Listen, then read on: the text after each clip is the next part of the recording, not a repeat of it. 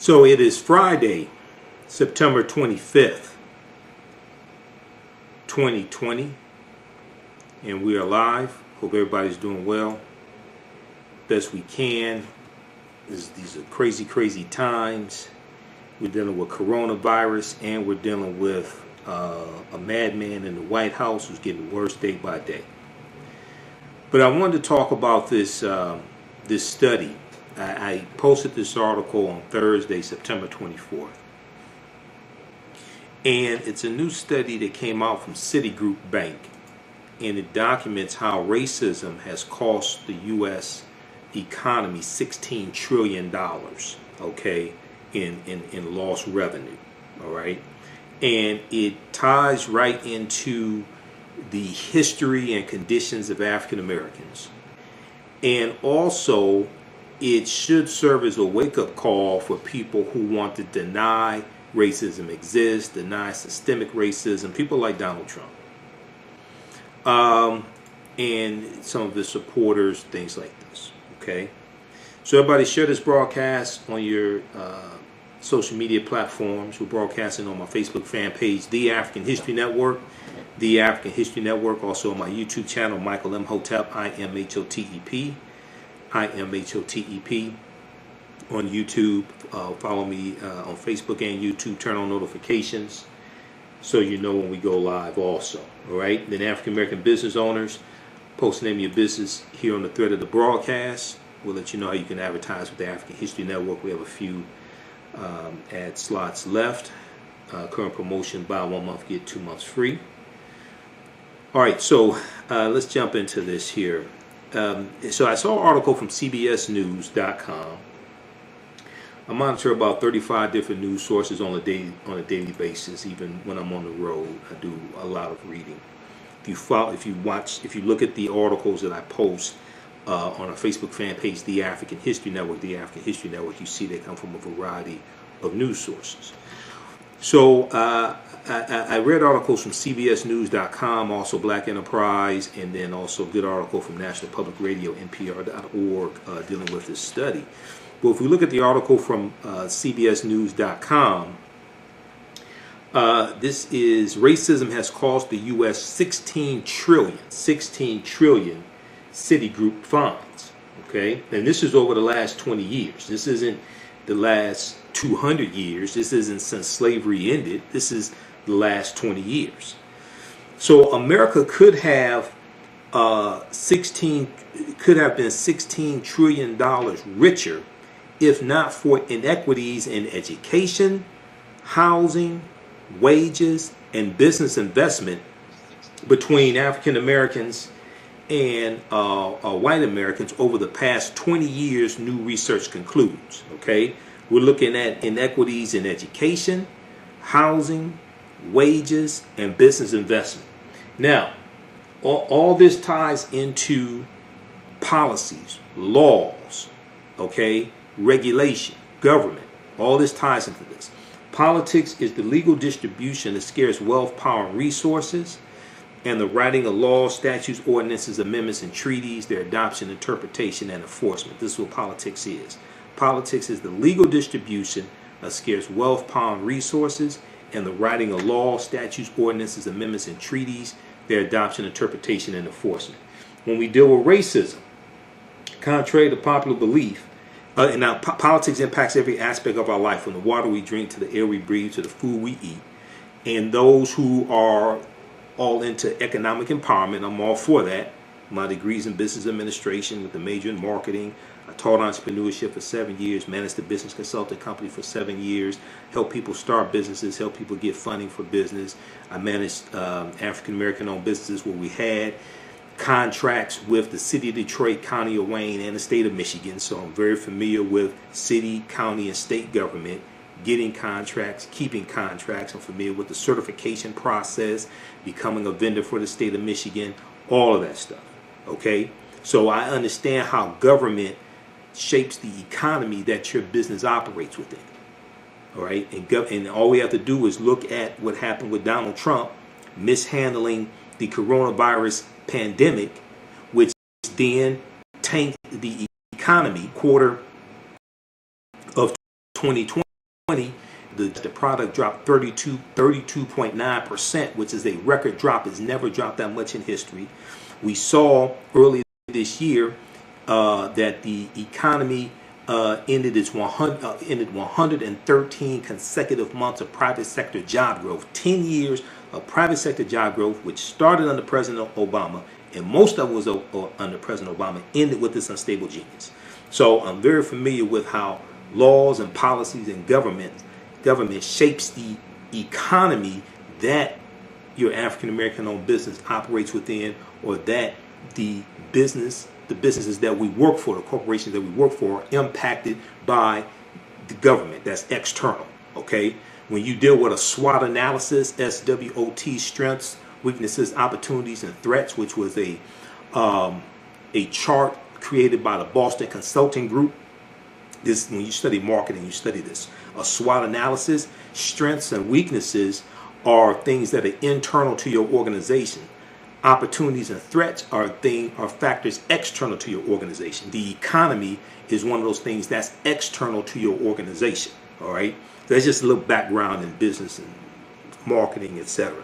All right, so when we look at this study, everybody share this broadcast. This is a different type of conversation than things you'll see a lot of other places. America could have been $16 trillion richer if not for inequities in education, housing, wages, and business investment between African Americans and white Americans. Okay, so all this deals with policies. All this deals with regulations, government, etc. Banking regulations, redlining, things like this. So the study released this week by Citigroup. This article came out September 23rd, 2020 from cbsnews.com. The study released this week by Citigroup Bank, is the latest in a body of research that attempts to quantify the economic impact of systemic racism. This study seeks to quantify the economic impact of systemic racism. What is racism? Okay, I watch MSNBC. MSNBC is on right now. It's just muted. I watch MSNBC all day when I'm out on the road. I'm listening to MSNBC through the TuneIn radio app, or I may listen to the Black Information Network on 11:30 a.m. here in Detroit. I may listen to 9:10 a.m. Superstation because my radio show's on 9:10, so I guess I should listen to them. But oftentimes when, and especially recently, when we look at in the news and they talk about racism, they talk about Donald Trump, they talk about policies, they talk about the Breonna Taylor case, they talk about police misconduct, targeting African Americans, things like this, and they talk about racism. Usually they don't define from a historical perspective what racism is. Racism is a system of advantage and privilege distributed based upon race. Racism has nothing to do with not liking people, calling people racial epithets, calling people racial slurs, things like that. That's bigotry. That's not racism. Racism is a power structure. Racism is a system of advantage and privilege distributed based upon race. Racism occurs when one race of people control the majority of the wealth, power, resources, privileges, benefits, land, access to education, access to opportunity. They control the laws, they control the government, they control the healthcare system, corporations, media, etc. This is racism when they control the majority of the wealth, power, resources, benefits, privileges, land, access to education, etc. And they use that to marginalize, subordinate, and do harm to another race of people. This is what racism is. That don't have nothing to do with calling people racial epithets. That has nothing to do with not liking people. Okay? So we have to understand this. In the concept, in the power structure of racism comes out of the ideology of white supremacy. White supremacy is an ideology that European culture, European phenotypes, European ways of doing things is superior to other people. Okay? And this is an ideology that develops coming out of the Dark Ages, going into the Renaissance period, coming out of the 1400s, going into the 1500s. When Europeans start conquering people's land, and you have Columbus, 1492, August 3rd, 1492, and landing in the Bahamas, October 12th, 1492. When you have Europeans coming out of the Dark Ages, Portugal, Spain, other European nations, and they're circumnavigating the globe, and they're conquering people's lands, and they're extracting wealth from people's lands, enslaving people, extracting the gold, extracting the silver, etc., and rebuilding Europe, because Europe had lost 1/3 to 1/4 of its people through the Black Death, the bubonic plague that hit in spurts from 1347 to 1400. The Black Death. Okay, Europe loses 1/4 to 1/3 of its population, from between 25 million to 75 million people. They had already been fighting the African Moors for hundreds of years. The African Moors are intermixing with the European population, changing the complexion of Europeans to various degrees, especially in Spain and Portugal, because they're going in from Morocco, in Spain and Portugal are right above Morocco. When they go in originally in 711 AD, even though there were already Africans in Europe, when they go in 711 AD, it's called the Iberian Peninsula. It's not Spain and Portugal. They're going into Spain, Portugal, France, Italy, Austria, Czechoslovakia, Germany, Sicily, go into Crete. They go into all these areas, and they're intermixing with the European population and changing the complexion of Europeans. Spain and Portugal probably get it the most, and historically the Spanish and Portuguese had a darker complexion than the English, Austrian, than the English, those in Germany, those in Austria, because when you look at a map, England and Austria and Germany are farther away from Spain and Portugal, even though the Moors are there. The Moors are in France. Okay, so as Europe is coming out of the Dark Ages and gaining power, these European countries, they're rebuilding themselves. They're oppressing Africans. They're enslaving Africans, because these were the same African people they had been dealing with for hundreds of years, the Moors. They weren't coming in contact when the Portuguese go into Mauritania in 1441. And this is when we look at the beginning of the transatlantic slave trade. Usually we started in 1441 with the Portuguese going into Mauritania. That ain't the first time they were dealing with Africans. They were dealing with them for hundreds of years, the Moors. So when what we're dealing with is the purpose of racism is to preserve genetic white survival. That's what this is all about. Racism is the power structure to maldistribute wealth, power, and resources into the hands of Europeans to preserve genetic white survival. And the power structure of racism reinforces the ideology of white supremacy. The ideology of white supremacy is to preserve genetic white survival, because Europeans saw what happened for hundreds of years when Africans intermixed with Europeans. And as they started circumnavigating the globe, and they started seeing the majority of the world was not European, and when they started intermixing, when those men on those ships started intermixing with the native women, and saw that the baby wasn't white anymore in general, right? They realized over time, they had to put things in place. Otherwise, they would genetically become wiped off the face of the earth. So when we understand racism and white supremacy, they work together. They're not the same thing. Racism is the power structure. White supremacy is the ideology that gave birth to the power structure. But this is all about preserving genetic white survival. If you don't understand that, and you think racism is about calling people at the N-word, calling people racial epithets, not liking people, then you don't understand racism or white supremacy. Okay, now I encourage people to read these two books. Well, it's a number of books to read. One, you can read this also, Nile Valley Contributions to Civilization by Tony Browder. Nile Valley Contributions to Civilization by Tony Browder. Browder's a brilliant brother, brilliant historian, archaeologist. He's a friend of mine.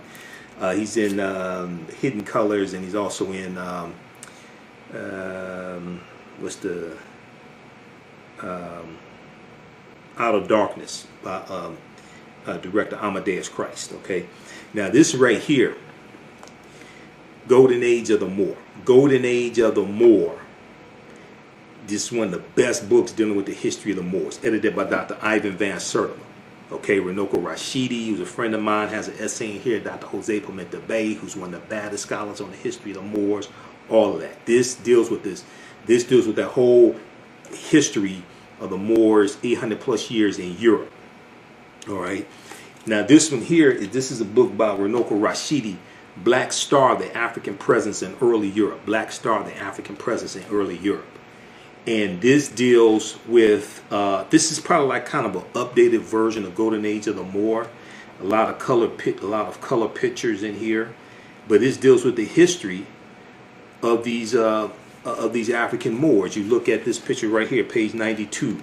A Moor in chains, 17th century in Prague, Czechoslovakia. The Moors in Czechoslovakia, they're in Austria, they're in Germany. I mean, when we look at the name Schwarzenegger, Schwarz means dark or swarthy. Neger is Austrian and German for Negro. Okay, Schwarzenegger means, it can mean either the dark plowman or the dark Negro. Dr. Jose Pimenta Bay broke this down in one of his lectures dealing with the history of the Moors in Spain. But the Moors are in Austria and Germany. Austria and Germany are right next to each other. So when we look at Arnold Schwarzenegger, Arnold Schwarzenegger was from where? Austria. The Moors are all throughout Austria. Saint Maurice. Saint Maurice was a Moor who became the patron saint to Germany. Okay? Saint Maurice, he was a Christian and he was martyred. Saint Maurice. But when you go study this, Alessandro de Medici. Alessandro de Medici.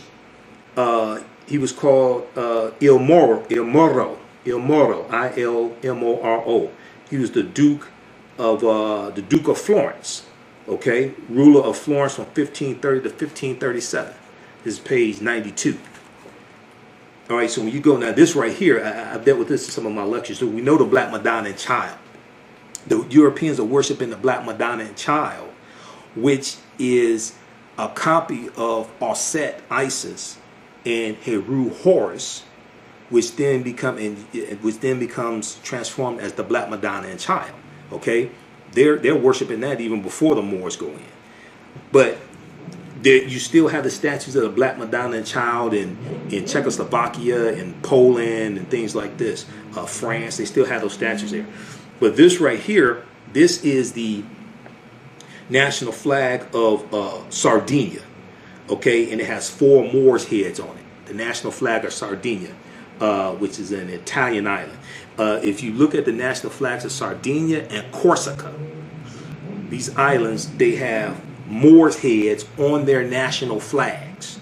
And because the Moors were in those areas, and the Moors were conquered, and it was a monumental effort to conquer them. So they're putting them on, these Europeans are putting them on those national flags. Originally, when you look at them here and you see they have a bandana, right? Originally, the bandana was a blindfold to signify that they were prisoners. But because of tourism and being politically correct, things like this, they turned the blindfold into a bandana. But the Moors were conquered. So when you study now this right here also, coat of arms of Pope Benedict XVI with the head of a Moorish king. All right, this right here, this is page 91 of Runoko Rashidi's book, Black Star, the African Presence of Early Europe. All right, so see, when you study books like this, now this is history before the transatlantic slave trade. So one of my teachers, Professor Kabahaya Wafa Kamene, talks about how to understand the existence of something, you must first understand the pre-existence of existence. To understand the existence of something, you must first understand the pre-existence of existence. So we can't start the transatlantic slave trade in 15th century. You got to go back hundreds of years before that. To understand white supremacy and racism, you got to understand the history of the Moors in Europe. When they talk about the transatlantic slave trade, okay, the transatlantic slave trade is really Europeans getting revenge on the African Moors for what was happening in Europe for hundreds of years.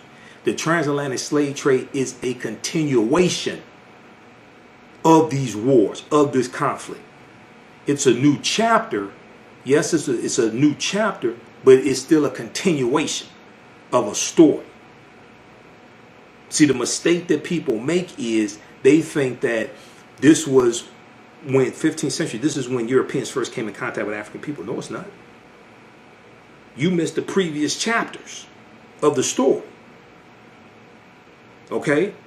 So then you get into the stratification of humanity into races. You deal with people like Dr. Johann Friedrich Blumenbach, who coined the term Caucasian in 1779. You deal with people like Dr. Carl von Linnaeus, things like this. And these people are stratifying humanity into what we call races based upon geographical origins, based upon phenotype, hair texture, skin colors. And they're attaching characteristics. And many of these characteristics could be negative characteristics. They're attaching these characteristics and stereotypes to races, but not based upon anything scientific. So when you read Post-Traumatic Slave Syndrome by Dr. Joy DeGruy, and I don't know where the hell my copy of Post-Traumatic Slave Syndrome is. I got five stacks of books in a bookcase behind me. I don't know where my copy of Post-Traumatic Slave Syndrome is. But she deals with some of this history. Okay, the origins of races. The concept of race basically evolves over the 16th, 17th, and 18th centuries. All right, so when we deal with a study like this right here from Citigroup, and it's talking about racism has cost the U.S. $16 trillion, okay, we really have to understand what it is that we're talking about and what racism is. All right, how's everybody doing? Share this, but this is a different type of conversation. All right, because I'm a different type of person. Follow me on my Facebook fan page, The African History Network, The African History Network. Follow me on my YouTube channel, Michael Imhotep, IMHOTEP. Okay, if you like this type of information, also you could donate to the African History Network, $ the AHN Show through Cash App, $ the AHN Show through Cash App, through PayPal, paypal.me/the AHN Show. PayPal.me/the AHN Show, or at our website, AfricanHistoryNetwork.com. Click on the yellow donate button. You can donate there. And all my DVD lectures and digital downloads are available there at our website. Articles I've written, things like that. And listen to the African History Network show Sundays, 9 p.m. to 11 p.m. Eastern Standard Time. We broadcast here on social media, and we broadcast. I do radio here in Detroit, 10 a.m. to Superstation WFDF. All those shows are archived on Facebook and YouTube, and in audio podcast format. So you go to my website, AfricanHistoryNetwork.com, click on listen to podcasts, and we're on 8 different podcast platforms. Just search for the African History Network show wherever you get your podcast from. All right, because I have over 1,000 audio podcasts going back to 2010. Okay, so let's continue here. But I have to give you some of that historical foundation so we can understand this study. So we can understand what racism is and the origins of this. I have to give you that historical foundation. So the study released this week by Citigroup is the latest in a body of research that attempts to quantify the economic impact of systemic racism, which basically is racism, because racism is systemic by nature, because racism is a system of advantage and privilege distributed based upon race. Citigroup arrived at its $16 trillion figure after estimating that 1. African American workers have lost $113 billion in potential wages over the past 2 decades because they could not get a college degree. African American workers have lost $113 billion with a B billion dollars in potential wages over the past 2 decades. We're just looking at 20 years, from 2000 to 2020. We ain't looking at that. We're not looking at 246 years of slavery. We're not looking at 400 years. We're just looking at 20 years. Okay, black workers, African American workers have lost $113 billion in potential wages over the past 2 decades because they could not get a college degree. All right, so many of us are discriminated against, don't have the money to go to college, etc.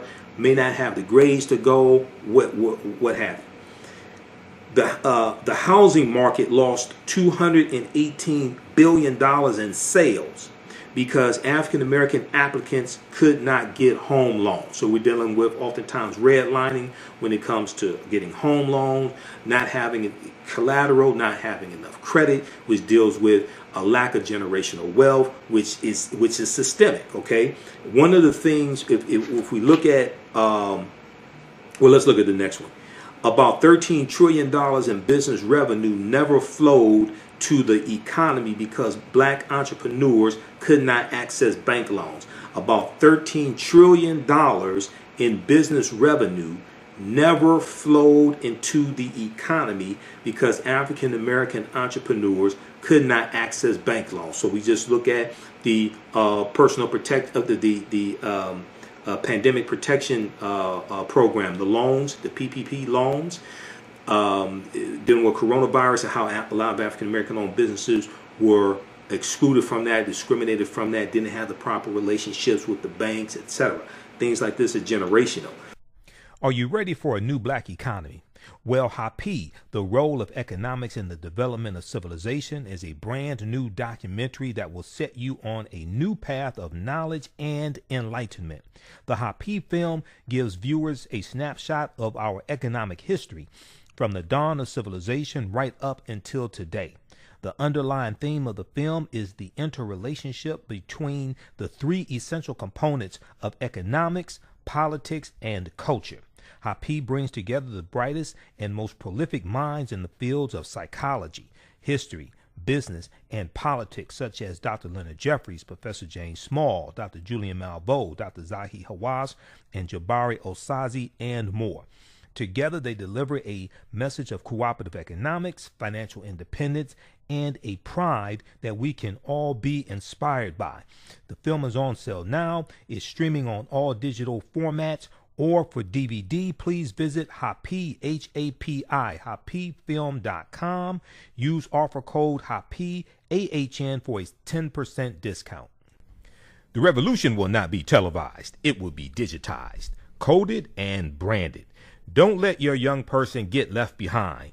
Join Tech Core 2 on Saturday, September 26, 2020 in their 6th straight year, providing tech, STEM, science, technology, engineering, and math, coding, and Saturday classes. Tech Core 2's mission is to develop a technology pipeline program for urban youth from kindergarten to college to career entry. Tech Core 2 offers 9 different tech classes for students in grades kindergarten through high school, including computer programming, coding, gaming, hip-hop and STEM, and video production. All classes are online with live instruction. To register or for more information, please visit techcore2.org. That's techcore2.org, or give them a call at 215-879-6701. That's 215-879-6701. Don't forget to grab your $10 discount with promo code TAHN Fall 2020. Just to give you, even though this is outside of the 20-year period, just to give you some historical background information on this. When we look at policies that help to maldistribute wealth, power, and resources in this country, one of the biggest policies that did that came out of the New Deal. Now, even though there were some good things in the New Deal that benefited African Americans, a lot of the way the policies, a lot of the way the resources were put into the hands of various states set up discrimination against African Americans. Okay, so we look at the New Deal during World War II, President Franklin Delano Roosevelt, and we see that you're going to see the creation of the Social Security Administration in 1935. We see the Minimum Wage Act created in 1935. If you read this book here, How White Folks Got So Rich, The Untold Story of American White Supremacy, this helps to break down in a concise book all those policies that help to maldistribute resources. But when we look at the GI Bill is going to be government issue. The GI Bill is going to be one of the policies of the New Deal, and it was the last policy of the New Deal. that is going to change the landscape of higher education in this country. And the 1.2 million or so African American veterans who fought in World War II, they're going to largely be shut out of the benefits of the GI Bill. The GI Bill is going to allow these white men who are veterans, is going to allow them to get low interest loans to go to college, to start businesses, and to buy homes. Low interest loans to go to college, start businesses, and buy homes. Okay? Oftentimes when we think about the GI Bill, we just think about going to college. It was three main things. African American soldiers, the veterans, are largely going to be discriminated against and taking advantage of these benefits that, one, they earned, two, their taxpayer dollars help subsidize and create opportunities for white men. So then, because of the Federal Housing Act of about 1949, the Federal Housing Act of 1949, which also allowed white people to put 3% down on low interest loans and get houses built out in the suburbs that are being formed after World War II. World War II ends in 1945. These men are coming back home, having children. This starts the baby boomer generation. Okay, now these men need more space to live in. They need to buy homes. They're having a family. The suburbs are being formed, and houses are being built out in the suburbs. Resources are being taken away from the inner city. The deindustrialization of the inner city starts, and factories and businesses are being moved out of the inner city into the newly formed suburbs. African Americans try to get loans to move out to the suburbs. We're running into the redlining. Redlining was created by the Homeowners Loan Corporation. The Homeowners Loan Corporation was a government entity created in 1933. Redlining is going to be created after that. Some sources say 1934, some sources say 1937. All right? So what happens is, with redlining, properties and areas of a city were shaded with different color shading. The properties that were looked at as good investments to make loans on, they were shaded in green. Properties that were looked at as bad investment, high risk, they were shaded in red. Well, a lot of the property in the inner city where many of us live was shaded in red. When we try to go get loans out in the newly formed suburbs, we're discriminated against. We're blocked from getting those loans. When these white men and white families are allowed to buy these homes in the newly formed suburbs, the homes are allowed to accumulate wealth, accumulate in value, so they accumulate wealth. Okay? And then you have the U.S. Interstate Highway Acts in 1952 and 1956 that drive about 41,000 miles of interstate highway all across the U.S., and they run through many of our communities. They ran through Black Bottom and Paradise Valley right here in Detroit, wiped out about 300 businesses, displaced hundreds of African Americans, maybe thousands, displaced homes, etc. We're going to see this take place all across the country. The expressways are running from the downtown district in the inner city out to the suburbs. Okay? And then you have the factories and businesses being moved out of the inner city into the suburbs. And then we're being locked, we're being trapped in the inner cities. Then this is when you see African Americans becoming mayors of these cities now, because white flight has already started. A declining in tax base has started, like in Detroit. Detroit had this, so a lot of people are under the misconception that white people started leaving Detroit when Mayor Coleman Young became mayor January 1974. No, white people were leaving going back to the early 60s, okay, even before then. Detroit had in 1961, Detroit had its first budget deficit. It had like a $16 million budget deficit, something like that. The Detroit Rebellion hits in 67. White people are leaving before then. Okay? you had like about 300,000 people, white people, who already left Detroit by '67.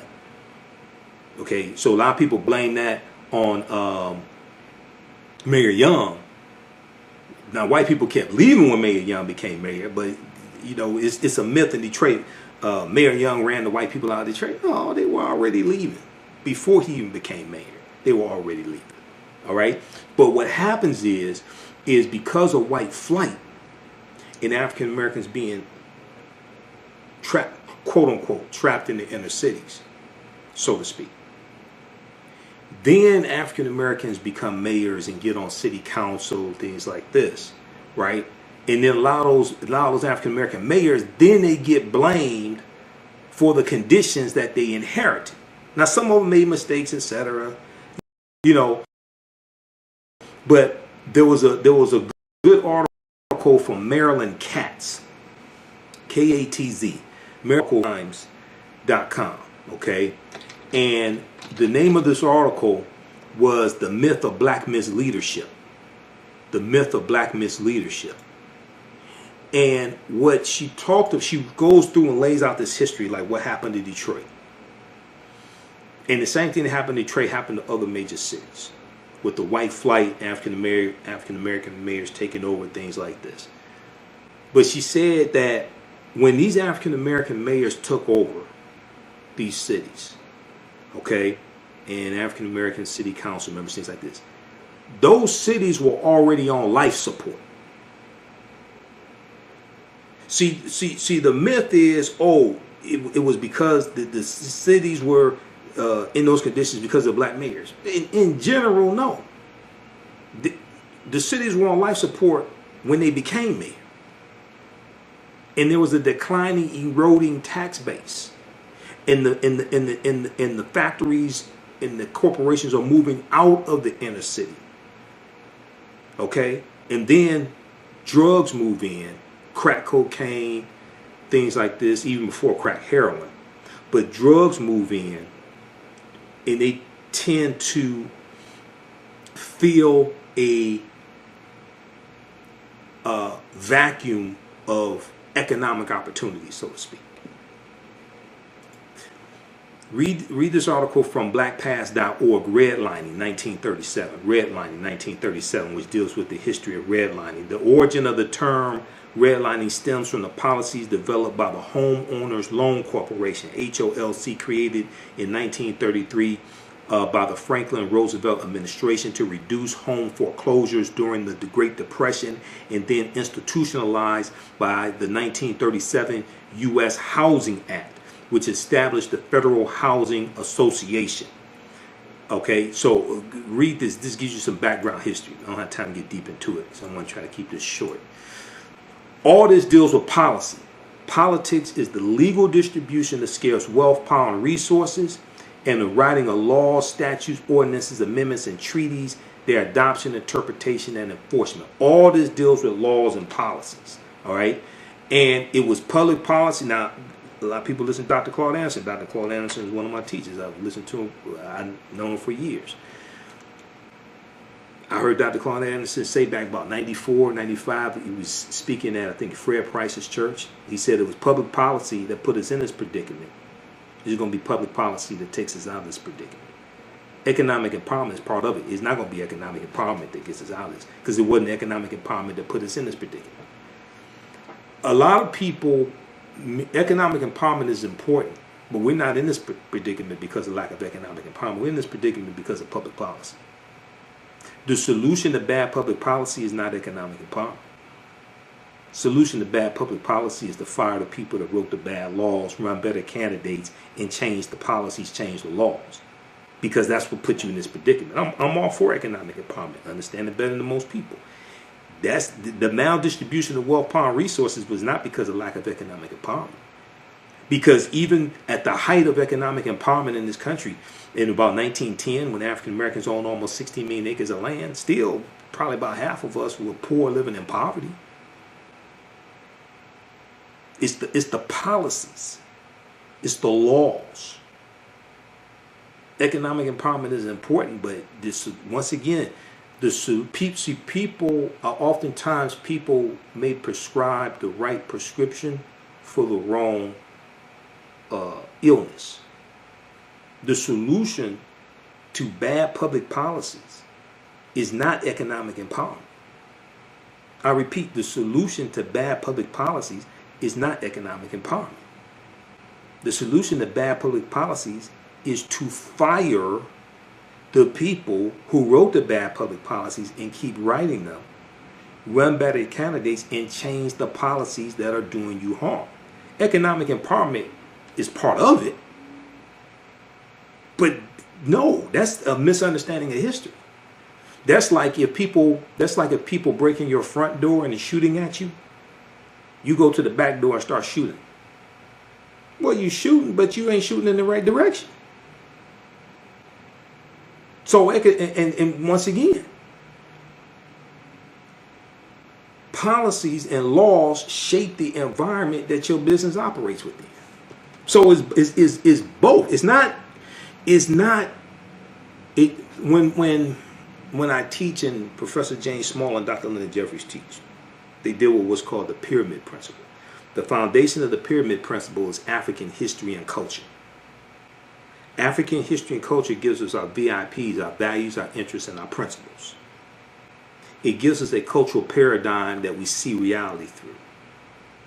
It helps to shape our culture. It gives us a cultural paradigm that we see reality through. The two sides of the pyramid are economic empowerment and political empowerment. We have to have a synthesis of all three of those. It's not just one. Economic empowerment ain't a substitute for politics. Politics shapes your economic empowerment. And then when you deal with businesses, right? Business structures are legal structures shaped by government. LLC, limited liability company, S corporation, a partnership, sole proprietorship. That's all dealing with government. When you set up a business and you register your business with your state, and you choose your business name, you set up an LLC, you go to your state's website. That's government. Then you go to irs.gov and you get your EIN number, employer identification number. That's government for your business. Then once you get that, then you can go to the bank and set up a bank account in the business name, and they're regulated by the government, Federal Depository Insurance Corporation. That's government. Government regulates your business and shapes the economy that your business operates within. All right, let's continue. So we have to understand how all this connects. A lot of times people are just dealing with one aspect of it. No, we have to have a synthesis. Dr. Leonard Jeffries talks about how we have to have a synthesis of all of this. Professor James Small deals with how we have to have a synthesis of all three of these. African history and culture, which gives us our VIPs, our values, our interests, and our principles. And it also influences how we engage in economics, because see, we have a deep, rich history of cooperative economics, the co-ops. So when you read this book here, Collective Courage by Dr. Jessica Gordon and Emhart. Now, when I was at Wayne State's business school, because my degree is in business administration, I went to business school. We learned white business principles. We didn't learn this. See, African people, we have a deep, rich history in business, in the co-ops, the cooperative economics, which are principles we brought with us from Africa. But many of us went to white business schools, learned white business principles, and brought white business principles back to the African American community and tried to use them in the African American community. And they don't work in general for the community. They may work for your family, but in general for the community, it's entirely different.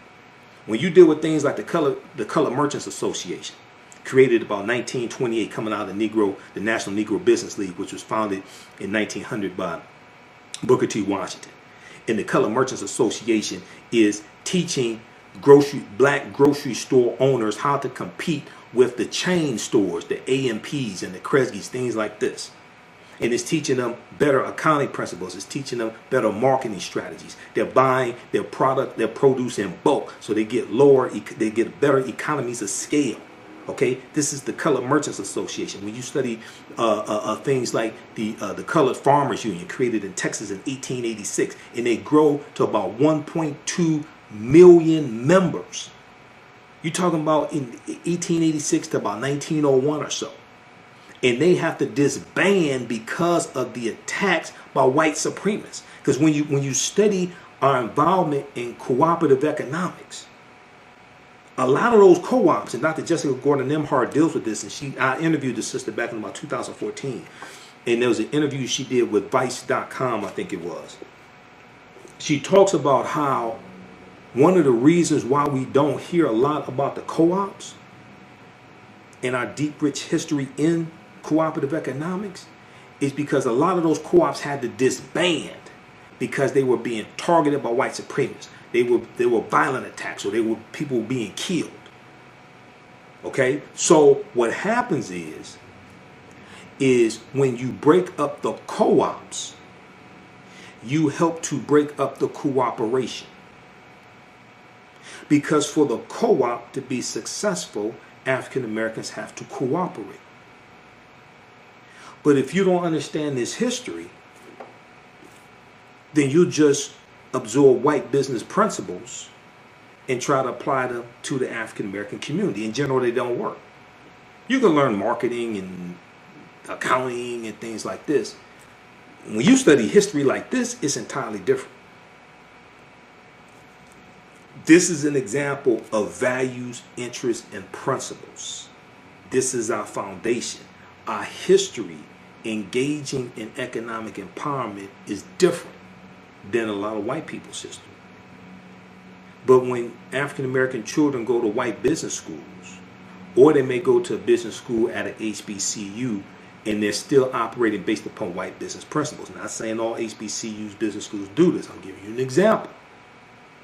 When they bring back those white business principles to the African American community, okay, you're dealing with something different. Now, people mean well. They a lot of them don't have this history. Luckily for me, when I was in business school, I was also studying African history. All right, so I had a different understanding of the information.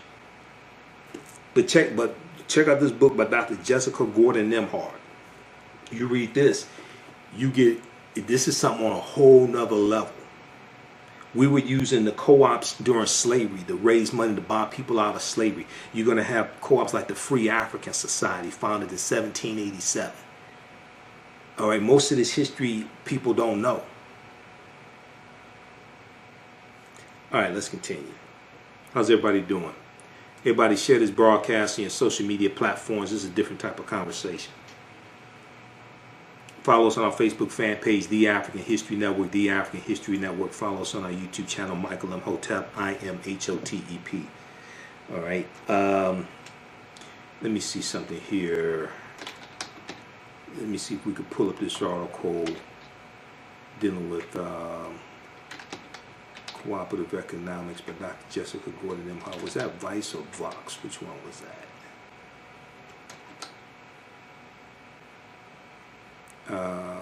Let's see here. Okay, I'll pull it up.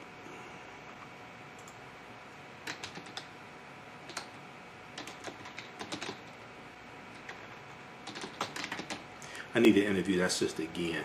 That sister's deep.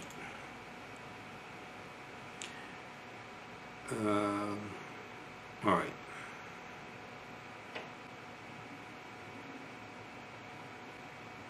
Okay, let's continue here. I'll try to find this article. All right, so back to this article from CBS.com. Racism has cost the U.S. $16 trillion. Racism has cost the U.S. $16 trillion. Now, Donald Trump, when he was interviewed by Bob Woodward, at first he didn't want it. He denied that systemic racism existed. Then he said if it does exist, it doesn't exist as much as other countries, things like this. He still downplayed the significance of systemic racism, just like he played down or downplayed the severity of the coronavirus. Okay, so I guess he wants to keep it on the down low. Is he like a big fan of R. Kelly or something? I don't know what that's about. How black co-ops can fight institutional racism. This is an interview with Dr. Jessica Gordon-Nemhard. How black co-ops can fight institutional racism. We talked with Dr. Jessica Gordon-Nemhard, an expert on cooperative economics, about the ways that blacks can join together through a capitalistic enterprise and create social change. We'll post I think this is the right, this is the right article. We'll post this link here. Check this out. This is from Vice.com. This is the one I was thinking about. Just briefly here in this article, Vice.com asked a question in the interview. Everyone kind of understands what co-ops are, but can you give me a hard definition? She said businesses that practice cooperative economics are owned by a collective of the people. One of the best examples are credit unions. That's one of the best examples that exist today. You have food co-ops, and I'm a member of Black Securities Food Network here in Detroit. Brother Maliki Kinney and his group. But credit unions, the members are owners. The people who have accounts with credit unions, they're members. They're owners of the credit union also. Businesses that practice cooperative economics are owned by a collective of people. The important part is that the people are not owning it for the purpose of making a profit, but for the purpose of satisfying a need or addressing a problem. Satisfying a need or addressing a problem. Another unique piece is the democratic governing structure. Everybody who owns it has one vote regardless of how much money they put into it. If you choose to put more money into that enterprise, that's your choice, and you can get a return. But your ability to make the decisions for the enterprise are equal to anyone else's. It's a way to democratize and make more grassroots ownership possible. All right. Now, let me see. Okay, so she talks about satisfying a need as opposed to making money. She was asked the question: how do co-ops function in a capitalistic system? How do co-ops function in a capitalistic system? All right. She said, we have examples all over the world, and sometimes how that looks is it's a small enterprise that allows smaller individuals to compete. She said, take a group like Land of Lakes, which is one of the largest agricultural corporations. So Land of Lakes, like Land of Lakes butter. Okay, it is actually a cooperative of dairy farmers that all own Land of Lakes together equally. It is actually a cooperative of dairy farmers that all own Land of Lakes together equally. And Land of Lakes buys its milk and produces all the dairy products. So the co-op has the factories, does all the production, does all the marketing, handles the business side. That frees the farmers up to do their dairy farming, knowing that they have a market. Individually, they would not be able to afford a production plant or afford all the advertising. Let me repeat this. Individually, these farmers, these are white farmers. Individually, they would not be able to afford a production plant or afford all the advertising. But owning it all together, the individual farmers can now afford to compete. So we have a history of cooperative economics. Cooperative economics is not black capitalism. That's something different. But a lot of people don't know that this history exists. Okay? So she was asked the question, what role has cooperative economics played in black communities in the U.S.? What role has cooperative economics played in black communities in the U.S.? So she said, African Americans have engaged in some form of collective economics throughout our entire history in America. Okay, now she's probably talking about slavery because we've been here at least 51,700 years. And this was our land stolen from us. So when you read The First Americans Were Africans, Documented Evidence by my friend Dr. David Imhotep, and his new book should be out any week now.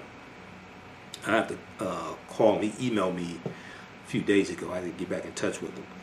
This book documents the African presence in South America, Central America, and North America, going back at least 56,000 years ago in South America, but at least 51,700 years ago in the land that we call the United States of America, specifically in South Carolina, the Khoisan, who come from Southern Africa and who are the ancestors of the Anu and the Twa, the short-statured Africans.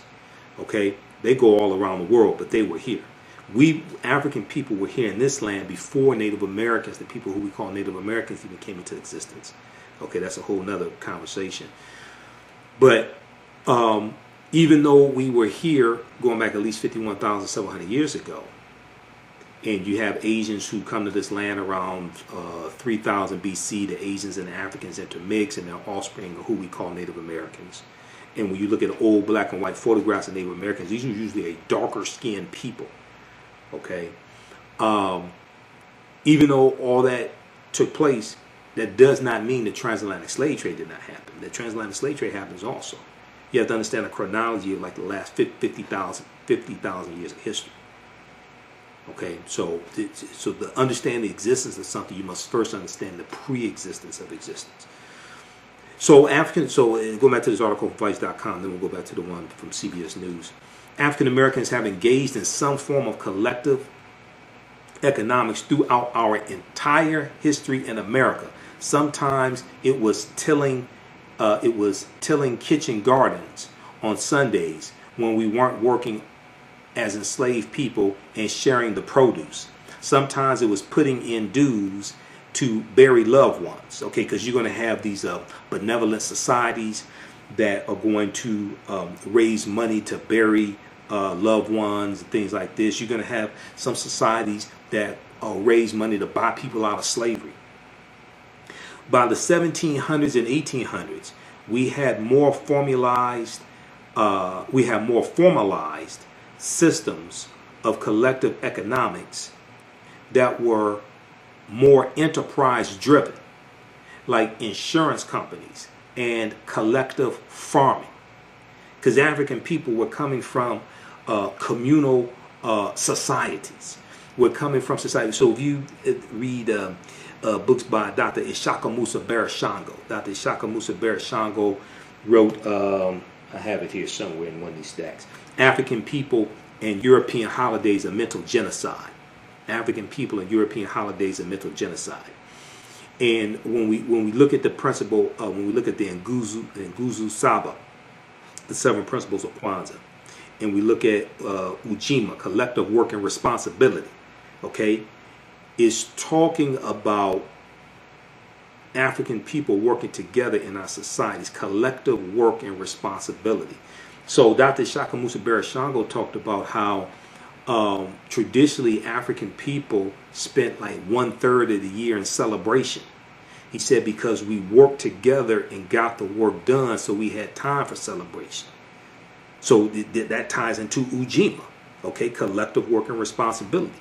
Then the 4th principle, Ujamaa, cooperative economics.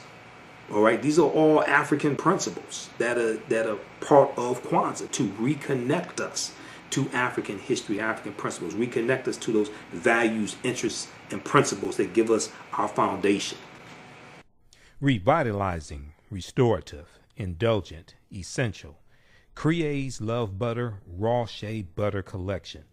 How do we know if our skin products are truly delivering all of the health benefits they should? Crea's Love Butter is a thoughtful combination of hand-selected ingredients designed to enhance the level of your skin's health. Crea's Love Butter is an ideal gift for health-conscious loved ones and is a pleasure to both give and receive. They've harnessed the restorative powers of raw shea butter and infused it with their love and passion for revitalizing skin that you will undoubtedly feel from the first use. Visit their website today, creaslovebutter.com. CREAS, createslovebutter.com. Put your skin in the game. Yaya Rule is a line of African print-inspired apparel catered to the black community. The pieces include t-shirts, sweatshirts, hoodies, jackets, dresses, skirts, activewear, bags, and other accessories and home decor. This brand offers a revived way for men and women to wear their black pride and honor their African heritage anywhere at any time. This apparel line is for anyone, whether you are working in the corporate world, are an entrepreneur, or an artist. Their selection will allow you to casually let your pride shine or dress it up as wanted. It is for those who have already embraced African fabrics and for those who are just getting introduced to them. Reclaim and experience a part of our culture with rich and colorful African prints. The clothing line and the accessories are available right now starting at $17.99.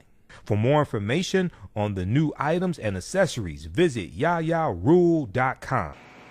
So by the 1700s and 1800s, we had more formalized systems of collective economics that were more enterprise driven, like insurance companies and collective farming. Eventually, we had collective grocery stores, credit unions, and health care. Grocery stores. Now, I live in Detroit. Now, I don't know about anybody else around the country, right? All the black people I know eat every day, or at least try to eat every day, want to eat every day. I don't know what y'all do around the country, okay? If we can't figure out how to have collective grocery stores, when that is part of our history, then I don't know what the hell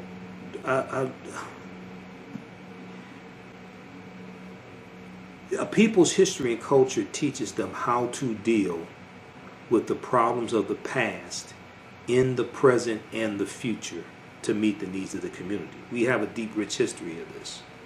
We have a deep, rich history of the collective grocery stores. We have to tap into that history. That's that foundation, the African history and culture. It's not, we don't do all this research to be like walking encyclopedias. No. Your thoughts create feelings, your feelings create actions and behaviors, your actions and behaviors create results.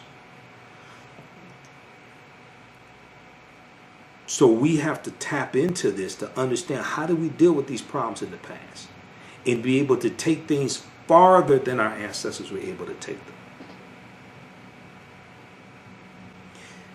By the 1700s and 1800s, we had more formalized systems of collective economics that were more enterprise driven, like insurance companies and collective farming. Eventually, we had collective grocery stores, credit unions, and health care. Europeans eventually recognized the model around 1844, and it formally came to the U.S. Blacks then started forming official co-ops in the 1860s and 1870s. By the 1880s, labor unions were actually helping workers to start their own co-ops, and African Americans were involved in that too. So she was asked the question, did co-ops play a role in the civil rights movement? She said it was what I call a silent partner to the movement. It was what I call a silent partner to the movement. This was done by African Americans partly to survive outside of U.S. capitalism, which was so exploitive. It was also a way to create independence and wealth so we could be more politically active. So she was asked, can you tell me about the relationship between segregation and cooperative economics, the relationship between segregation and cooperative economics? Dr. Jessica Gordon-Nemhard said, one of the things we learn when we study cooperative economics is the stronger co-ops have members who have a strong sense of camaraderie. Okay, camaraderie. She says, so how do you find people who already have that feeling and get them to do co-ops? For African Americans, sometimes it was already being involved in church or an activity that made you want to do more for your community. Sometimes it was because they had nothing and they pulled together just to survive. And sometimes they were already politically active. And then they realized being politically active made them economically vulnerable. Sometimes they realized being politically active made them economically vulnerable. Dr. W.B. Du Bois said that we need to self-segregate so that we can create that sense of solidarity and use an economic structure that recognizes that sense of solidarity to create economic prosperity for all of us. And from that position of strength, we can go back out to the rest of the world, either integrate if we want to, or at least demand our rights and demand equal footing. Okay? So she's talking about Dr. W.B. Du Bois. Read the rest of this article. This is from Vice.com. This is an interview with Dr. Jessica Gordon-Nemhard, who wrote the book Collective Courage. Collective Courage, A History of African American Cooperative Economic Thought and Practice. So this is an article from Vice.com, How Black Co-ops Can Fight Institutional Racism. This is from August 9th, 2016, by Sage Howard. How Black Co-ops Can Fight Institutional Racism. All right, let's see here. Let's post this link here. Also, if you want to advertise with the African History Network, email us customer service at africanhistorynetwork.com. Customer service at africanhistorynetwork.com. We'll let you know you can advertise with us. Current promotion, buy 1 month, get 2 months free. We have, I think, maybe 2 more slots available because we just brought on some new advertisers today. An African American business owners, post the name of your business here on the thread of the broadcast as well. Okay, so let's continue. So let's go back to the article from CBSNews.com. Racism has cost the U.S. $16 trillion. Racism has cost the U.S. $16 trillion. So we talked about African American workers have lost $113 billion in potential wages over the past 2 decades because they could not get a college degree. We talked about the housing market lost $218 billion in sales because black applicants could not get home loans. Also, about $13 trillion in business revenue never flowed into the economy because African American entrepreneurs could not access bank loans. Read the article from History.com. History.com. History.com is the official website of the History Channel. Read this article from June 21st, 2019. How the GI Bill's promise was denied to 1 million black World War II veterans. How the GI Bill's promise was denied to 1 million black World War II veterans. All right? This is part of the New Deal. All this deals with history. Okay, this is why it's extremely important to understand this.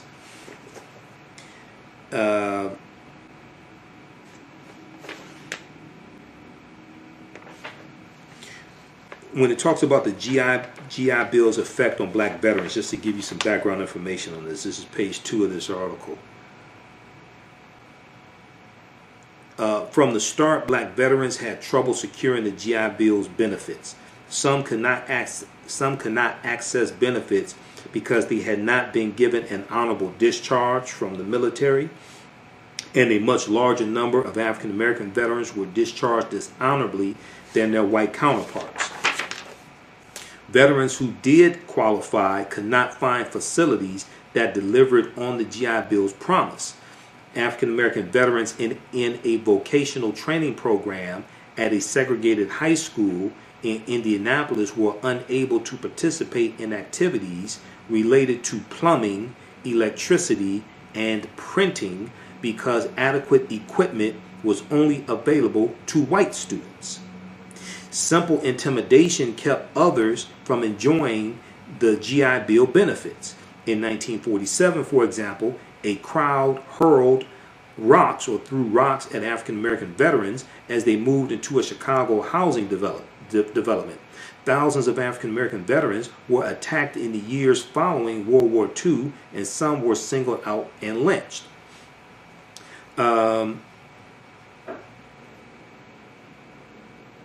Okay, so read the rest of this. It talks about redlining, a white post-war housing boom, and redlining in black neighborhoods. The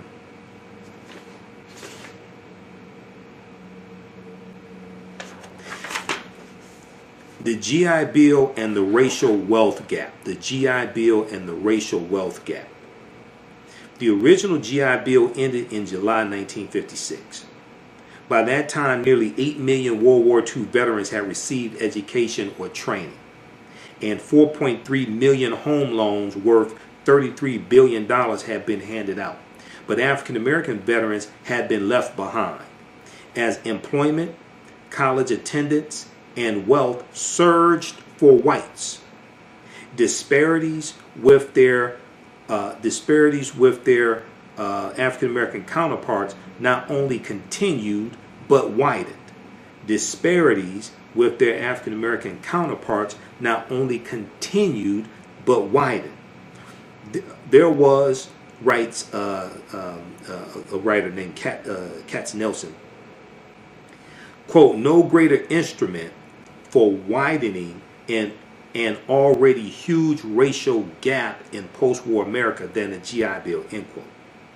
Today, a stark wealth gap between African American and white Americans persists. The median wealth for white Americans is about $171,000. For African American households, the median household wealth is just $17,100, about 1/10. The legacy of the GI Bill is still at work, and for African American families, its negative impact could linger for years to come. This was public policy. This was public policy that increased the racial wealth gap. Okay? It's going to be public policy that closes it. I'm all for economic empowerment. But that ain't what caused this. This was government. This was laws. This was policies. I'm all for economic empowerment and us doing business with one another and the 5-story building. I'm all for all that. That ain't what caused this. So we have to be very clear on this. All right. So read that article, and then you can also read FDR signs GI Bill. FDR signs GI Bill as well. From history.com. That was June 22nd, 1944. That's when it was signed. All right, so let's go back to the article from CBS.com. Racism has cost the U.S. $16 trillion. And all this deals with policies and laws and things like this as well. So the U.S. could have $5 trillion in gross domestic product over the next 5 years if these gaps and others were closed today, the study indicated. The U.S. economy could have $5 trillion added to the GDP, gross domestic product. The GDP is about $19.5 trillion as it is now. Right at about $19.5 trillion. Okay. So, yeah, U.S. GDP totaled $19.5 trillion last year in 2019. Now, we know it dropped 32.9% in the second quarter of this year because of this dumbass in the White House who has no clue what he's doing. Okay, Donald Trump. This is an example of how elections have consequences. Quote, racial inequality has always had an outsized cost, one that was thought to be paid only by underrepresented groups, the Citigroup banking chair Raymond McGuire said in a statement. He went on to say, quote, what this report underscores is that this tariff is levied on all of us, end quote. What this report underscores is that this tariff is levied on all of us. So this deals with how everybody pays the cost of racism because of the loss in the economic impact on the economy. $16 trillion lost. Federal Reserve data show that white households' net worth grew 43% to $61,200. They must be talking about average net worth because that's not the median net worth. Median is a statistical measure where 50% of the population is below a certain point and 50% of the population is above a certain point. That's the median. This looks like the average. Federal Reserve data showed that white households' net worth grew 43% to $61,200 between 1995 and 2016. Between 1995 and 2016. While it remained flat at $35,400 for African American families. Moody's Investor Service found that 44% of African American households owned their homes in 2019. 44%. Compared with 74% of white households. There's a 30% gap dealing with home ownership. Okay? So this is why home ownership is so important. So this is why you hear a lot of talk right now. This is not an endorsement, but if you watch my Sunday night show, we've been going through breaking down Joe Biden's plan to empower Black America. It's in 6 parts. So we've been past 5 weeks. We've been going through breaking it down. It's a 22-page agenda for the African American community. We've been going through page by page, policy by policy, breaking it down. One of the things that they're focusing on is increasing the rate of home ownership for African Americans. Okay, and right now with this coronavirus pandemic, African Americans are more vulnerable to being evicted when it comes to renting because a lower percentage of African American households are owners. Okay, and if you own your home, if you have some positive equity in your home, you can possibly tap into that positive equity, get a line of credit or something like that, use that as resources, okay, to weather the storm. But also, if you are a home owner, it's going to, in general, it's going to take longer for you to be thrown out of your house if you own it than if you just rent it in general. Okay. So this has wide-ranging ramifications. So the study also highlights the, quote, real costs of long-standing discrimination against minority groups, especially against African Americans, and particularly in the U.S., Citigroup economist Catherine Mann said in a statement. A McKinsey study released in 2019 explored how these and other inequities have reduced the nation's wealth. The McKinsey study from 2019 explored how these and other inequities have reduced the nation's wealth. So when Donald Trump talks about make America great again, notice he doesn't talk about these inequities. Usually he doesn't talk about the gap in home ownership rates for African Americans, unless when he's lying about it, saying oh, is an increase in home ownership. He doesn't talk about the fact that African American women make 61 or 62% for every dollar that the average white male makes.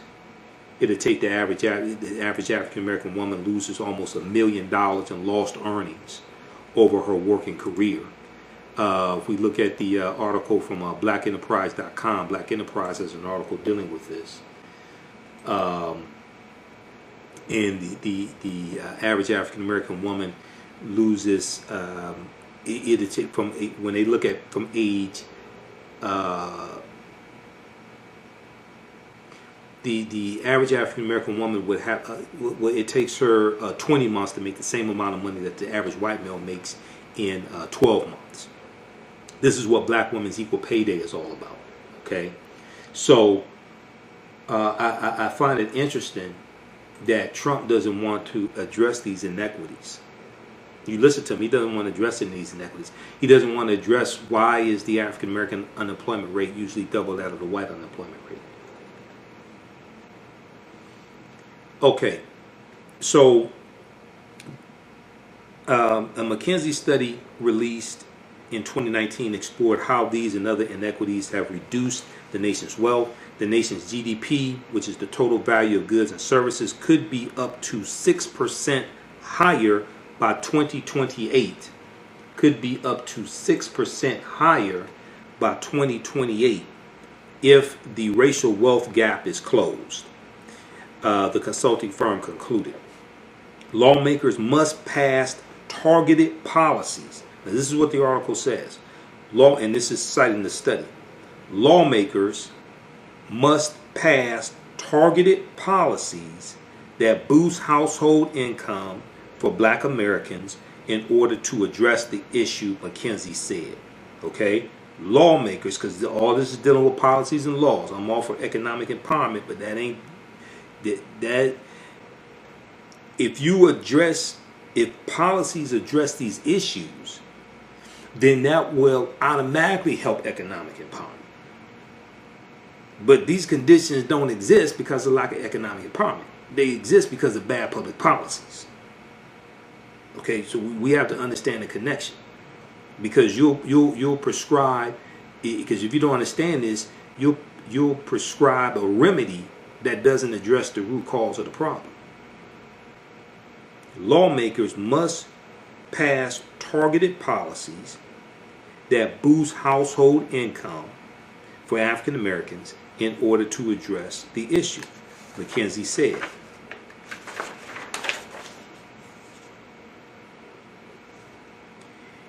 Quote, the country has over $1 trillion to gain from the effort, end quote.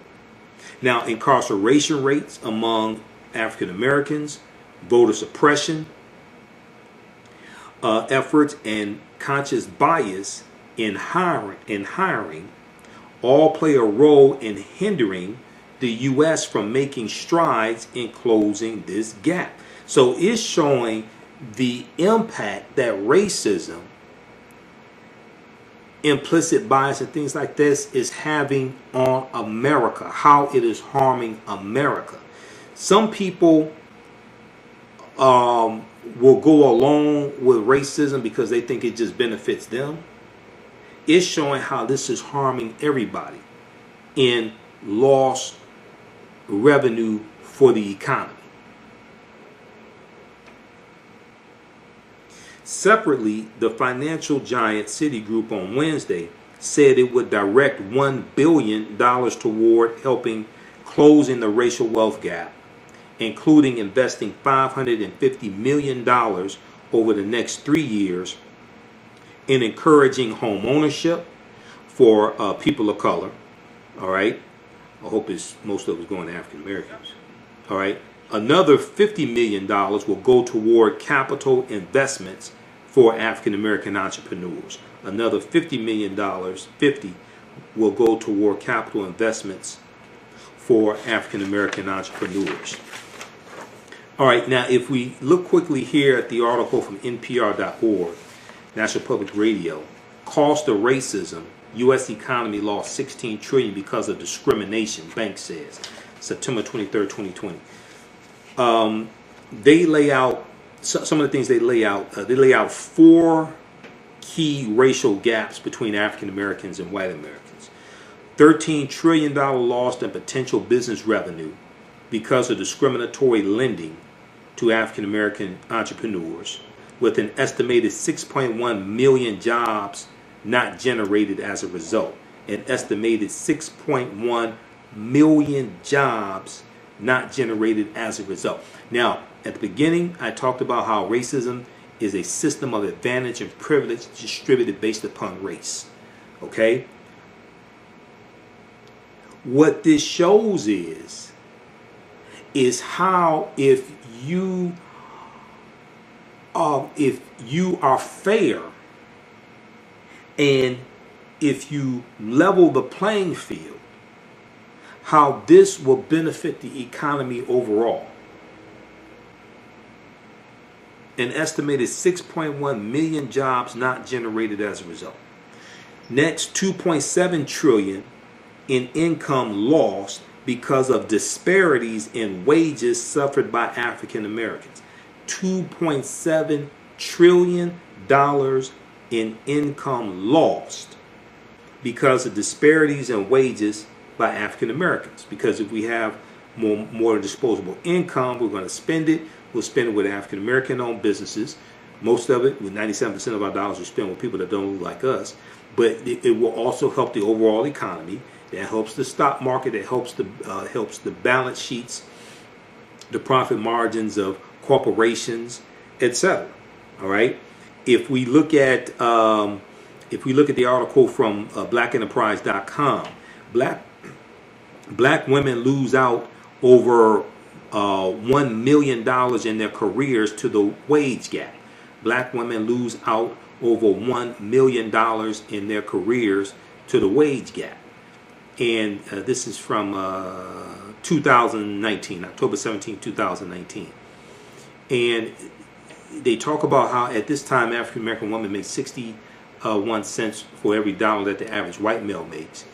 But they also deal with how even at the PhD level, how African American women only make 60 cents for every dollar that their white male counterparts make. Okay, and they're dealing with this huge, how the average African American woman loses almost $1 million in her working career from age. They look at from like about age in her 40-year career. Okay, they're looking from age 22 by age 60. A black woman will lose out on $946,120 over a 40-year career if she continues to make 61 cents on the dollar that every white man makes due to the wage gap analysis by the National Women's Law Center shows. And we see African American men make about 79 cents for every dollar that the average white male makes. If we go back to the article from NPR.org, $218 billion lost over the past 2 decades because of discrimination in providing housing credit. $218 billion lost over the past 2 decades because of discrimination in providing housing credit. And then 90 billion to 113 billion in lifetime income lost from discrimination in accessing higher education. We talked about that in the article from CBS.com. Okay, lost income from discrimination in accessing higher education. So what this shows is how racism is hurting everybody, and it's going to be policies, laws and policies that address this. Okay, I'm all for economic empowerment, but that ain't what caused this. Gain knowledge in minutes with Blacklist Ed. Blacklist Ed is an app that provides insightful summaries of books pertaining to the Black experience. As Black people, we know the importance of reading books to discover our incredible contributions to world history, to uplift our self-esteem, and to empower ourselves for our relentless fight for social justice. Unfortunately, with our busy lives, it feels like there is never enough time to read a book. Fortunately, there's a solution. With Blacklist Ed, their app provides key insights from best-selling books about the Black experience, therefore saving you time, increasing your knowledge, and empowering yourself through inspirational and actionable ideas. You can read or listen on the go. Start your free trial today by going to blacklisted.com. That's black without the C, BLAK. Or you can download the Blacklist Ed app from the App Store or Google Play. Blacklist Ed, empower yourself. September is Life Insurance Awareness Month, and Yolanda Spivey at Michael Whitney and Associates wants you to know that this is the best time right now to shop for life insurance. There are many plans available that fit everyone's budget and lifestyle. Right now, due to COVID-19, some companies are not requiring any medical exams to qualify. Leave your loved ones a will and not a bill. Contact Yolanda Spivey today at 1-833-289-2525. That's 1-833-BUY-BLACK, BLAK. Also visit mwhitney.com. That's mwhitney.com. You can email her at life@mwhitney.com, and also visit her website, theblackinsurancenetwork.com, theblackinsurancenetwork.com. Leave your loved ones a will and not a bill. Look at let's see, I think it was one of the, oh yeah, this right here. One of the policies that needs to be looked at and incorporated, and on my Sunday night show, we'll go through Biden's plan. He has a lot of good things in his plan. I've read it 3 times. It addresses redlining, addresses increasing the percentage of African American homeowners. There's a lot of good things. There's with environmental justice, criminal justice reform. There's a lot of good things, and it's much better than Donald Trump's anti-black agenda also. So you can compare the two if you like. One of the policies that needs to be revisited and actually implemented is the results of the Kerner Commission report from 1968.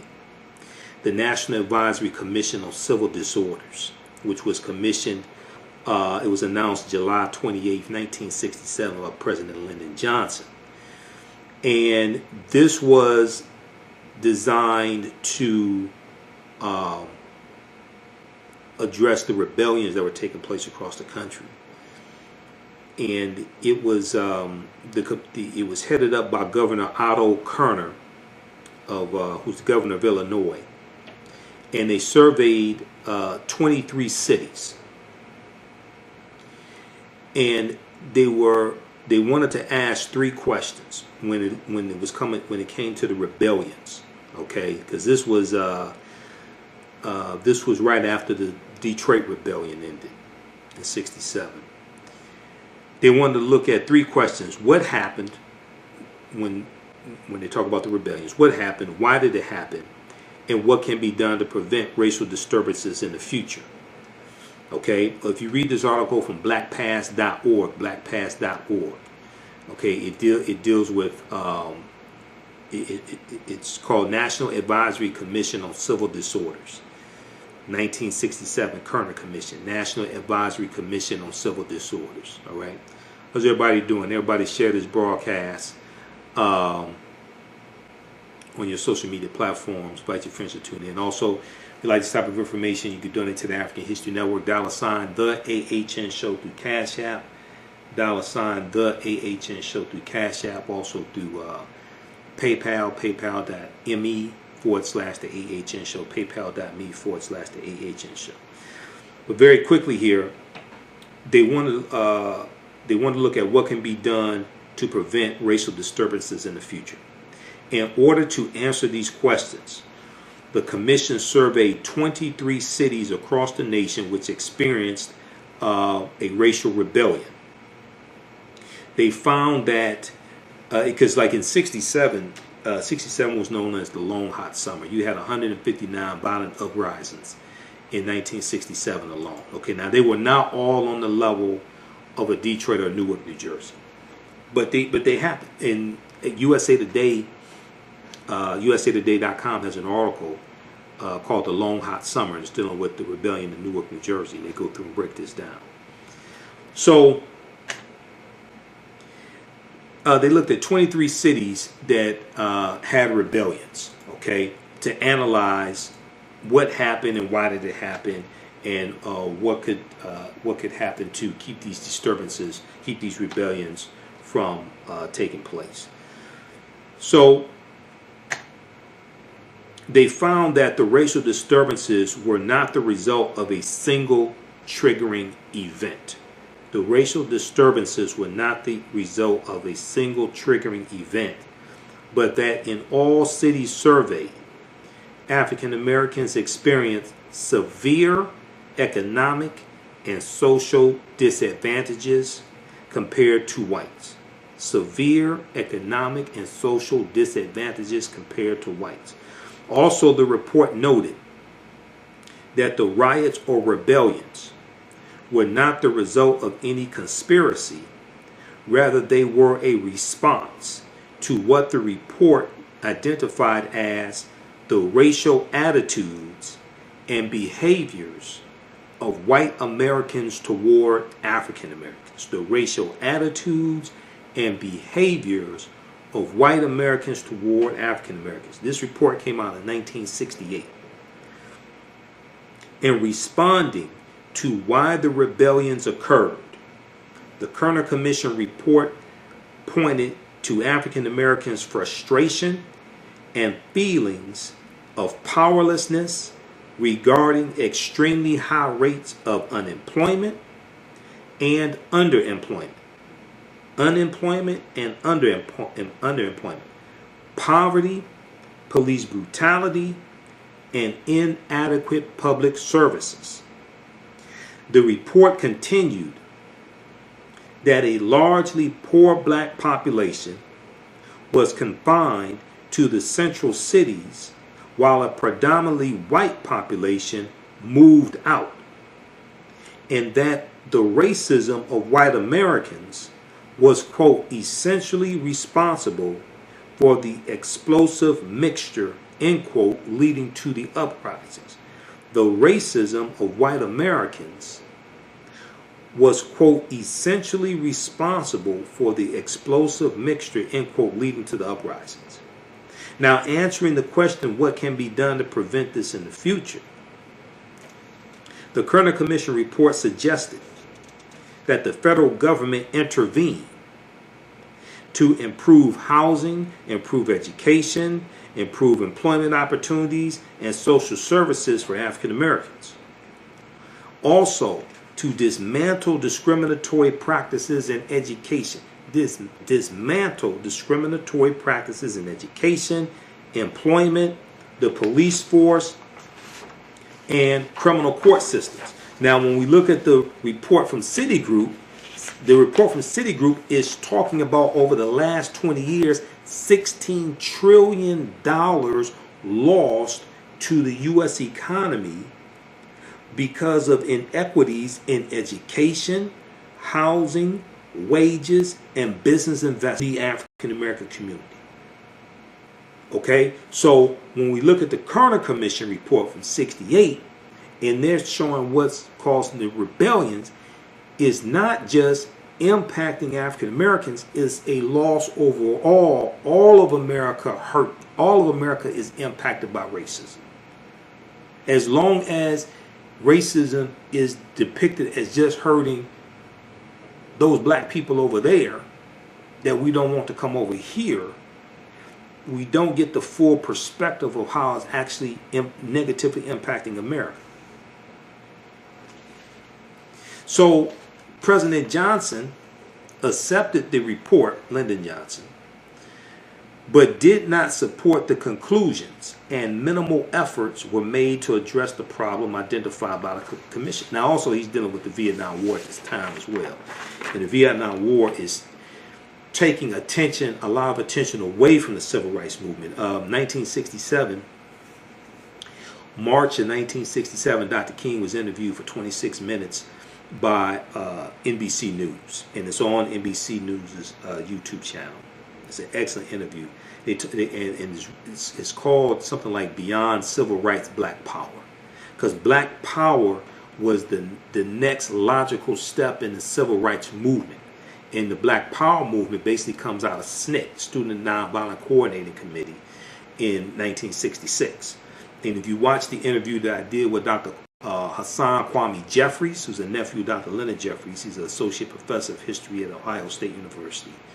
And he was also on the advisory board that put together this study here that everybody should download and use. Everybody should download this, use this with your children, use this with your children's teachers, schools, etc. Teaching Hard History American Slavery, Teaching Hard History American Slavery from the Southern Poverty Law Center.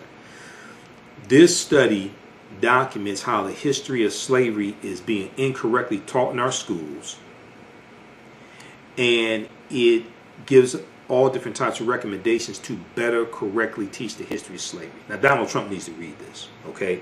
Because if you saw my Sunday night show, we talked about how Donald Trump is attacking the New York Times 1619 project, even though the 1619 project is flawed, and I talked about that. Go watch my Sunday night show from September 20th, 2020. 1619 project is flawed, but it should not be attacked by a sitting president. If you read the article from AtlantaBlackStar.com, our youth will be taught to love America. Trump vows to restore patriotic education in schools to counter the narrative that nation is wicked and racist. Okay, he doesn't want to deal with the history of slavery. He doesn't want to talk about slavery, anything like that. And he wants to attack the 1619 project. He threatened to, in California, he threatened to defund the school districts in California that are using the 1619 project to teach students, because there's a curriculum around the 1619 project also. Okay, so check that out and listen to the Sunday night show as well. If you read so when the 50th anniversary of the Kerner Commission report happened in 2018, people were revisiting it. Read this article from WashingtonPost.com. No progress for African Americans on home ownership, unemployment, and incarceration in 50 years. No progress for African Americans on home ownership, unemployment, and incarceration in 50 years. This is from February 26, 2018. And it's looking at, now you have to understand what happened in the past 50 years, because things go up, things go down, etc. But it's comparing the results of the Kerner Commission report in 68 to what's taking place in 2018 also. Okay. Let's see here.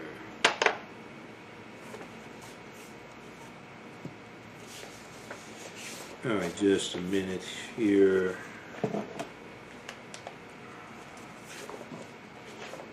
Let's see what else we have. Okay, and then when we tie in education and higher education, etc., then we tie into crushing student loan debt for African Americans as well.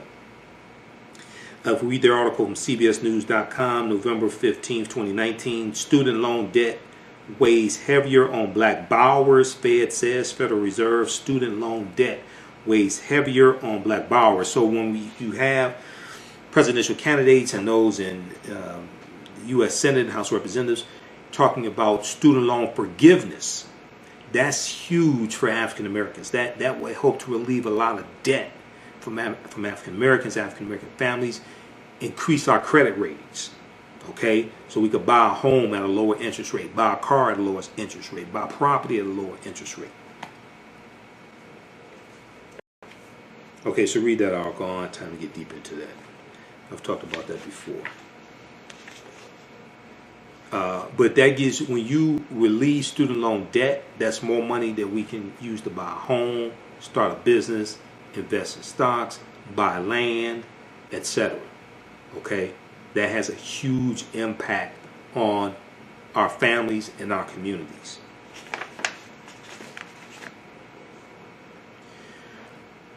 All right, so we're going to wrap it up with that. That's enough. Follow me on my Facebook fan page, The African History Network, The African History Network, and also my YouTube channel, Michael Imhotep, IMHOTEP. Follow me on Instagram, Michael Imhotep on Instagram, and The AHN Show, The AHN Show on Twitter. Okay? African American business owners, email us at customerservice@africanhistorynetwork.com. Customerservice@africanhistorynetwork.com. We'll let you know how you can advertise with the African History Network, a current promotion.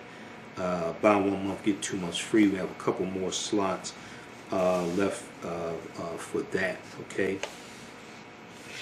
And you've seen some of the interviews I've done dealing with the film Hapi, the role of economic development in African civilization. Speaking of Dr. Leonard Jeffries and Professor James Small, these are two of my teachers. They're in this film.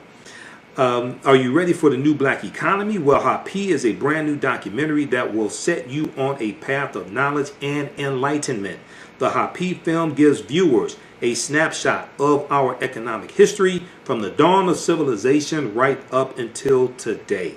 Happy brings together the brightest and most prolific minds in the fields of psychology, history, business, and politics. Professor James Small, Dr. Leonard Jeffries, Dr. Julian Malveaux. Together they deliver a message of cooperative economics, financial independence, and a pride that we can all be inspired by. It's on sale now is streaming on all digital formats, or for DVD, please visit the website happyfilm.com, H-A-P-I, happyfilm.com. Use offer code HAPI, AHN for 10% off, H-A-P-I, AHN for 10% off. And they have online screenings of it also periodically. So when you go to the website, it lets you know when the latest screening is. I actually moderated a panel discussion with some of the cast members. It was a private online panel discussion for people who purchased tickets for an online screening of it. Okay, so that was a really, really good panel discussion. We dealt with a lot of history, dealt with ancient Kemet, ancient Egypt. I mean, we dealt with a lot. Hopefully they'll make it available. It's from the director Taki Grant, Brother Taki Grant. All right, so look, we're going to get out of here. Also, you can donate to the African History Network, $ the AHN Show through Cash App, $ the AHN Show through Cash App, and through PayPal, paypal.me/the AHN Show. Also, keep doing the research, stay on the air, finance our Sunday night show. Remember, at the African History Network, we focus on educating, empowering, and inspiring people of African descent throughout the diaspora and around the world, because right now it corrects wrong behavior. What you do for yourself, what you do to yourself, and what you allow other people to do to you and get away with is based upon what you think about yourself. What you think about yourself is based upon what you have been taught about yourself. What you've been taught about yourself is based upon everything you've read, heard, and seen about yourself. So when you control the radius of a man's thoughts, you can control the circumference of his actions, because the mind can't do or teach what it doesn't know. Also, listen to our audio podcast as well. We're on 8 different podcast platforms: Castbox, iTunes, Stitcher, TuneIn Radio. So search for the African History Network Show wherever you get your podcast from. Then also go to our website, AfricanHistoryNetwork.com, AfricanHistoryNetwork.com, and click on listen to podcasts as well. Okay. All right, so we're going to get out of here. Remember, right now is correct wrong behavior. It's not over till we win. Wakanda forever. We'll talk to you next time. Peace. The revolution will not be televised. It will be digitized, coded, and branded. Don't let your young person get left behind. Join Tech Core 2 on Saturday, September 26, 2020 in their 6th straight year, providing tech, STEM, science, technology, engineering, and math, coding, and Saturday classes. Tech Core 2's mission is to develop a technology pipeline program for urban youth from kindergarten to college to career entry. Tech Core 2 offers 9 different tech classes for students in grades kindergarten through high school, including computer programming, coding, gaming, hip-hop and STEM, and video production. All classes are online with live instruction. To register or for more information, please visit techcore2.org. That's techcore2.org, or give them a call at 215-879-6701. That's 215-879-6701. Don't forget to grab your $10 discount with promo code TAHN Fall 2020. The books Ivy and Catalina Visit Sellville and Brooklyn Softball Adventures are from authors Sidney Carujo, Brooklyn Carujo, and Shanine Dowes Carujo. In Ivy and Catalina Visit Sellville, readers will join Ivy and Catalina as they tour the small town of Sellville with their grandparents to learn about the world of science. The girls will learn about the structures and functions of the cell. This book provides great analogies that make learning about the cell easy for kids. The book Brooklyn Softball Adventures takes readers on the journey with Brooklyn through her first 2 seasons of playing softball. Through facing adversity, Brooklyn and her teammates build their confidence and learn to love the game. The book encourages children to try new things and never accept defeat. Ivy and Catalina Visit Sellville is by Sidney Carujo and Shanine Dials Carujo. And Brooklyn's Softball Adventures is by Brooklyn Carujo and Shanine Dials Carujo. Both books are available right now at Amazon.com, BarnesandNoble.com, BooksAMillion.com, and Target.com. Are you ready for a new black economy? Well, Happy, the Role of Economics in the Development of Civilization, is a brand new documentary that will set you on a new path of knowledge and enlightenment. The Happy film gives viewers a snapshot of our economic history from the dawn of civilization right up until today. The underlying theme of the film is the interrelationship between the 3 essential components of economics, politics, and culture. Happy brings together the brightest and most prolific minds in the fields of psychology, history, business, and politics, such as Dr. Leonard Jeffries, Professor James Small, Dr. Julian Malveaux, Dr. Zahi Hawass, and Jabari Osazi, and more. Together, they deliver a message of cooperative economics, financial independence, and a pride that we can all be inspired by. The film is on sale now. It's streaming on all digital formats, or for DVD, please visit Happy, H-A-P-I, happyfilm.com. Use offer code HAPPY, AHN, for a 10% discount.